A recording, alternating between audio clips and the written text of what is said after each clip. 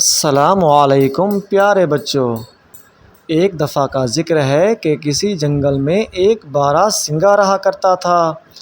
اس کے بہت ہی بہترین اور خوبصورت سینگ تھے اور وہ اپنے سینگوں کو دیکھ کر ہمیشہ خوش ہوا کرتا تھا۔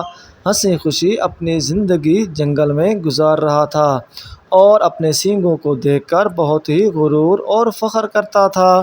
جب کبھی وہ پانی پینے کے لیے کسی ندی پر جاتا تو ندی کے اندر اپنے خوبصورت سینگوں کو دیکھ کر بہت ہی اتراتا رہتا اور غرور کرتا رہتا، لیکن جب وہ اپنی پتلی ٹانگوں کو دیکھتا اور وہ پھر مایوس اور پریشان ہو جاتا، اداس ہو جاتا کہ میری ٹانگیں اتنی بدصورت اور پتلی کیوں بنائی اللہ نے، جبکہ میرے سینگ تو اتنے خوبصورت بنائے ہیں۔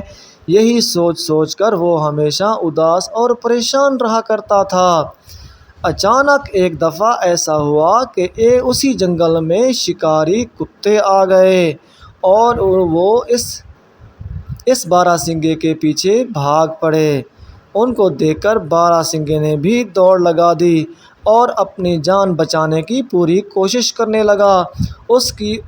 ان بدصورت اور پتلی ٹانگوں نے اس کا بہت ساتھ دیا اور اسے بھگا کر بہت دور لے گئیں، لیکن ان کے خوبصورت سینگوں نے ان کے ساتھ اس بارہسنگے کے ساتھ دھوکہ کیا۔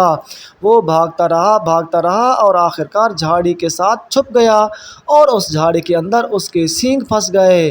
کتے وہاں تک آ پہنچے، وہ کوشش کرنے کے باوجود بھی نہ نکل سکا اور کتوں نے اسے دبوچ لیا اور اسے کھا لیا۔ سچ کہتے ہیں کہ اللہ کی دی ہوئی چیزوں پر شکر ادا کرنا چاہیے اور کبھی غرور اور فخر نہیں کرنا چاہیے۔